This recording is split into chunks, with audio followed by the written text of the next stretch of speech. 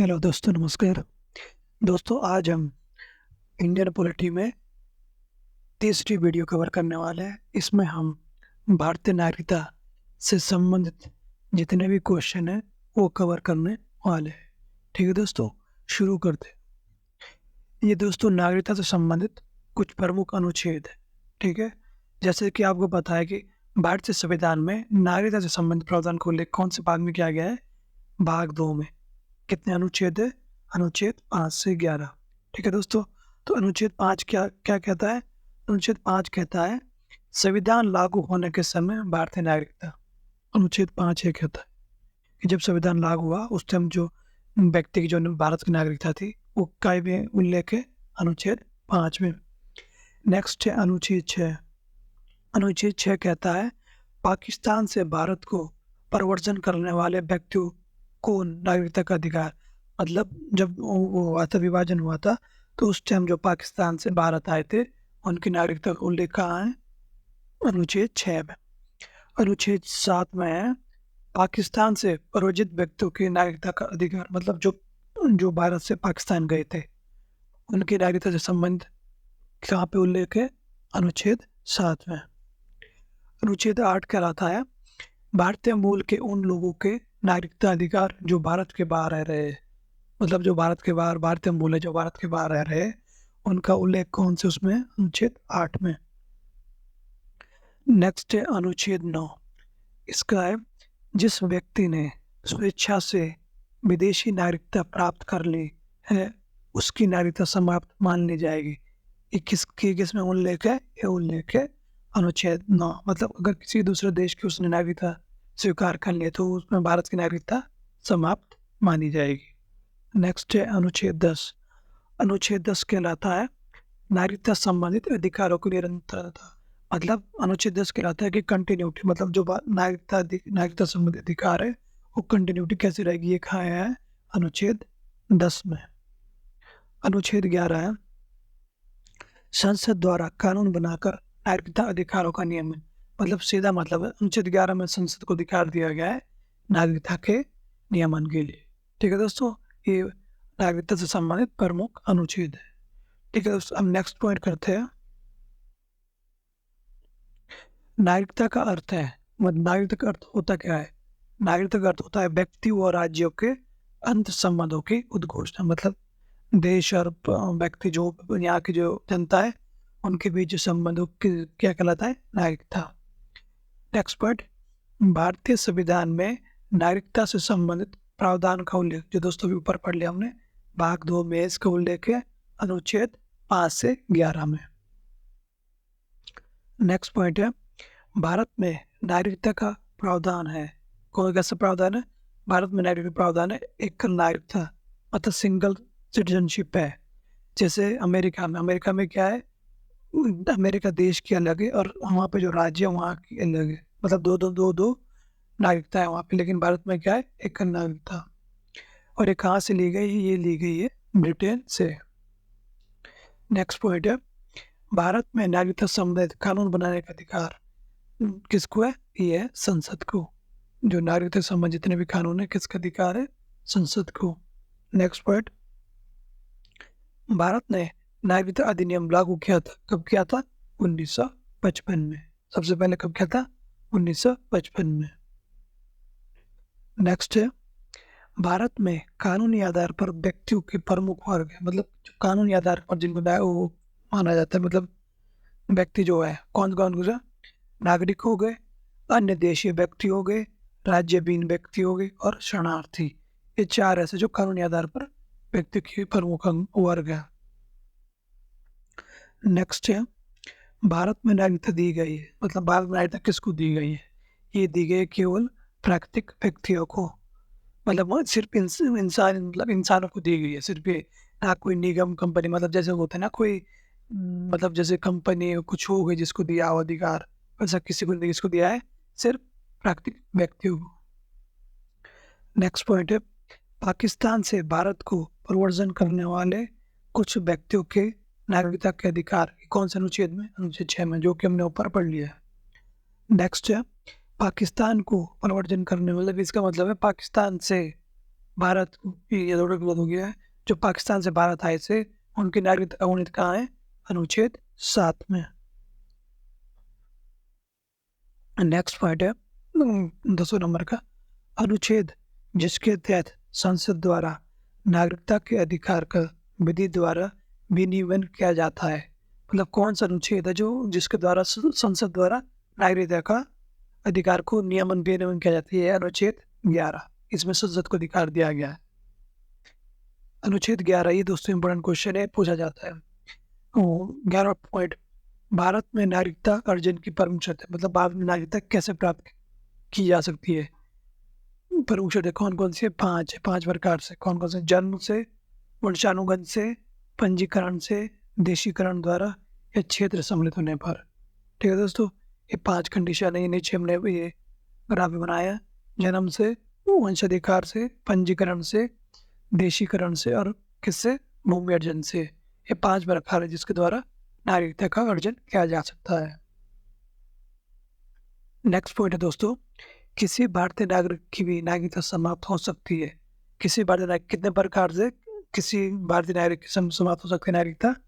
ये 3 प्रकार। कौन कौन सी है?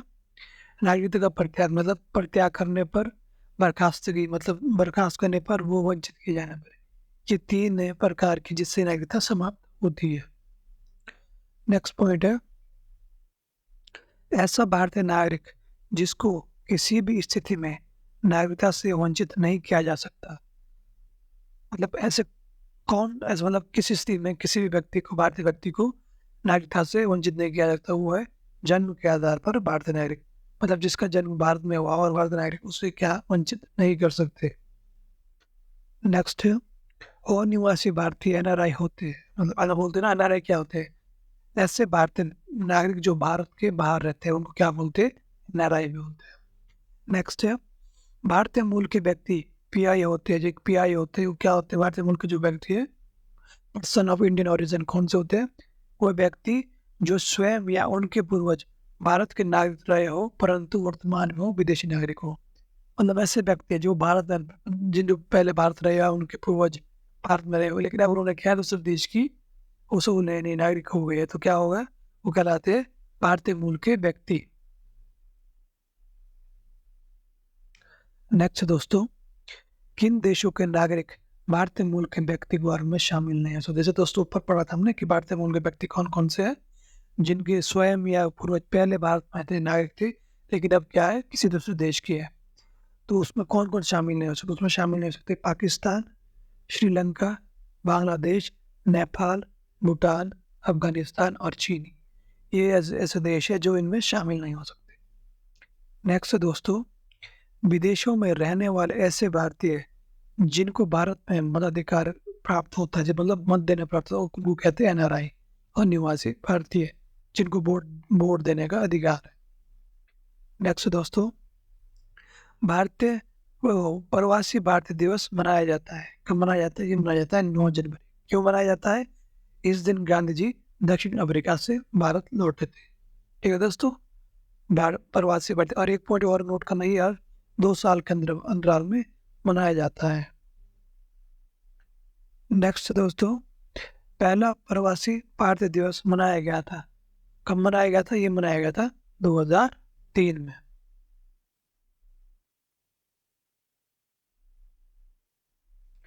नेक्स्ट है, नागरिक संशोधन अधिनियम 2019 में अफगानिस्तान, बांग्लादेश, पाकिस्तान के 6 धार्मिक समुदाय जिनके अवैध विदेशी प्रवासियों को भारतीय नागरिकता के योग्य बनाता है। मतलब सीधा मतलब अभी जो 2019 में जो एक्ट आया था उसमें क्या है, 3 देश, अफगानिस्तान, बांग्लादेश और पाकिस्तान, यहाँ पे जितने भी ऐसे लोग हैं, मतलब कौन कौन से लोग? हिंदू, सिख, बौद्ध, जैन, पारसी और ईसाई, इनको क्या है, उनको भारतीय नागरिक थे जो यहाँ पे अवैध विदेशी के रूप में रह रहे हैं, उनको क्या क्या है, क्या दिया गया है? भारतीय नागरिकता दी गई है। ठीक है, कौन कौन है? हिंदू, सिख, बौद्ध, जैन, पारसी और ईसाई, ये 6 है जिनको क्या दिया गया है? भारतीय नागरिकता के योग्य बनाता है। कौन सा एक्ट बनाता है? ये बनाता है नागरिकता संशोधन अधिनियम 2019। नेक्स्ट है, नागरिकता संशोधन अधिनियम 2019 के तहत वो देश जिनसे आने वाले प्रवासी को नागरिकता देने का प्रावधान किया गया है। मतलब कौन से 3 देश है जिनसे क्या अगर कोई प्रवासी आता है उनको नागरिकता दी जाएगी भारत में? कौन-कौन से? अफ़गानिस्तान, बांग्लादेश और पाकिस्तान। ठीक है दोस्तों, ये 3 देश है, इनको 2019 में क्या किया गया है, अगर प्रवासी के वो भारत में आते हैं, तो उनका नागरिकता प्रावधान क्या किया है? किया गया है। किसमें किया गया है? नागरिकता संशोधन अधिनियम 2019 के तहत 3 देशों में। वह देश जिसमें दोहरी नागरिकता का सिद्धांत स्वीकार किया गया, ये किया गया संयुक्त राज्य अमेरिका में। यहाँ पे क्या है, देश की अलग है और राज्य की अलग नागरिकता है। नेक्स्ट पॉइंट दोस्तों, नागरिकता के अर्जन हेतु शर्तों का नियत करने के लिए सक्षम है कौन है? भारतीय संसद। ये पढ़ लिया दोस्तों हम लोग पर भी। नेक्स्ट है, भारतीय अधिनियम 1955 के अंतर्गत पंजीकरण द्वारा भारतीय नागरिकता प्राप्त करने के लिए भारतीय मूल के व्यक्ति को भारत में बिताने होंगे। कितने साल बिताने होंगे? 7 साल। अगर कोई भी भारतीय मूल का व्यक्ति अगर वो भारत की नागरिकता प्राप्त करना चाहता है पंजीकरण द्वारा, तो उसे भारत में कम से कम 7 साल रहना पड़ेगा। नेक्स्ट दोस्तों, भारत में नागरिकता निर्धारण का विशेष अधिकार प्राप्त ही किसको है? संसद को है। ठीक है दोस्तों, एक ये टेबल बनाया नीचे, इसमें क्या है कि एनआरआई, पीआई और ओसीआई में क्या डिफरेंस है? अप्रवासी भारतीय, भारतीय मूल के व्यक्ति और विदेशी भारतीय नागरिक। परिभाषा क्या है इसमें? एनआरआई की क्या है? भारतीय नागरिक जो साधारणतः भारत के बाहर निवास करता है लेकिन भारतीय पासपोर्ट धारक है, मतलब इसके पास भारतीय पासपोर्ट है और भारत नागरिक है जो बाहर रह रहा है। दूसरा ये परिभाषा किसकी? भारतीय मूल के व्यक्ति क्या परिभाषा है?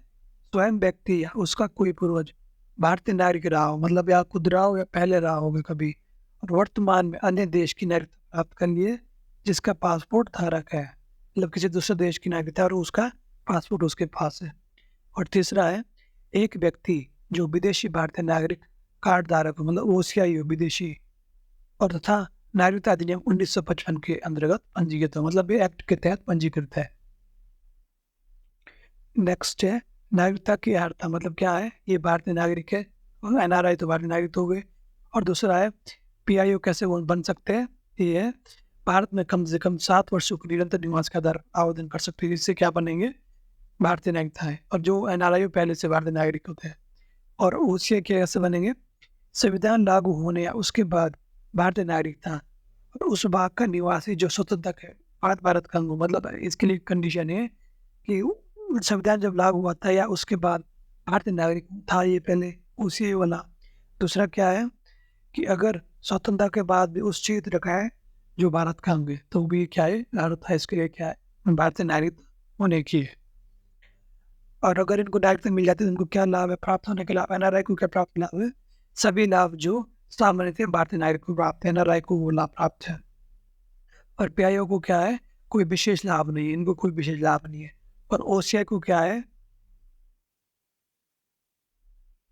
मतलब एक होता है क्या, कुछ डॉक्यूमेंट होते हैं जिसमें क्या है, एक एफआरओ और एक एफआरओ वाले लाभ के साथ पंजीकरण से छूट है, और भारत में कितनी भी अवधि तक ठहराव के लिए है, मतलब भारत में कितनी भी समय तक रह सकते हैं।